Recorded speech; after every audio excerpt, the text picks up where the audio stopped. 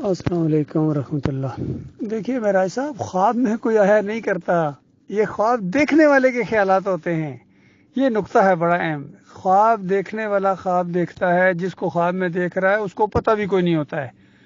یہی وہ بنیادی نقطہ تھا جس کی وجہ سے ٹھوکر کھائی ہے محمد حنیف صاحب نے، کیونکہ وہ لی ساجدین سے لے گئے، انہوں نے اصلی سجدہ سمجھ لیا کہ وہ سورج چاند سارے سجدہ کر رہے ہیں آ کے، تو کہنے لگے کہ جب سورج چاند ستارے انسان کو سجدہ کر سکتے ہیں تو پھر انسان بھی انسانوں کو سجدہ کر سکتے ہیں۔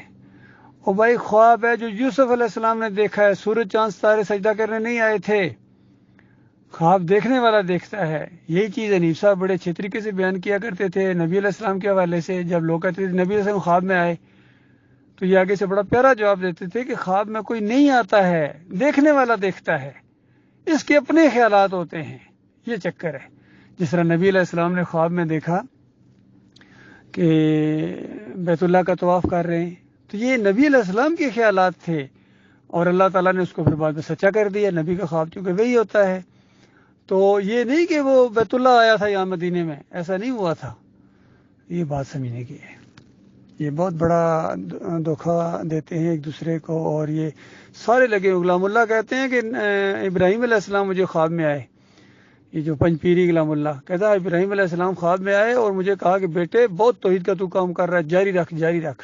بتائیے توحید کے نام سے ابلیس نے کیسا دھوکہ دے دیا کہ ابراہیم علیہ السلام عالم الغیب ہیں، بس چھٹی ہوگی، فارغ، عالم الغیب ابراہیم علیہ السلام ہو گئے۔ ابراہیم علیہ السلام کو پتہ چل گیا کہ غلام اللہ توحید کا کام بڑا کر رہے ہیں، تو غلام اللہ کی توحید کی چھٹی ہو گئی۔ اسی طریقے سے طاہر القادری کہتا ہے نبی علیہ السلام خواب میں آتے ہیں، طارق جمیل کہتا ہے مجھے خواب میں آتے ہیں، سارے تقی عثمانی سارے کہتے ہیں یہ بالکل ممکن ہے۔ سب نے اس طریقے سے فتوے دیے ہیں، سب نے اللہ کی کتاب کے خلاف، کیونکہ توحید سے ناواقف ہیں، شرک کی پہچان نہیں ہوئی ہے ان کو، اور بڑا شیطان کا شدید وار ان کے اوپر ہوا ہے ایسے لوگوں کے اوپر۔ خادم رضوی بھی یہی کہہ رہا ہے، ڈاکٹر اسرار بھی اسی کے قائل ہیں، سارے قائل ہیں اس کے خوابوں کے، سارے قائل ہیں، پورا دین ان کا خوابوں کے اوپر ہے۔ اور صوفیوں کی اور یہ کیا نام ہے تبلیغی جماعت والوں کی کتاب اگر آپ دیکھیں تو سب خوابوں کا چکر ہے، خوابوں کا۔ شاہ ولی اللہ صاحب کہتے ہیں میرے والد صاحب شادی پر تیار نہیں ہو رہے تھے، ایک دفعہ خواب میں یہ حقیقت دیکھی، خواب میں یہ حقیقت دیکھی کہ علی رضی اللہ تعالیٰ عرش پر بیٹھے فلاں خاندان کی ایک خاتون سے میرا نکاح پڑھا رہے ہیں، تو اس کے بعد راضی ہوئے ہیں، اور پھر اس کے بعد کہتے ہیں کہ میں پیدا ہوں، میں وہ ہستی ہوں۔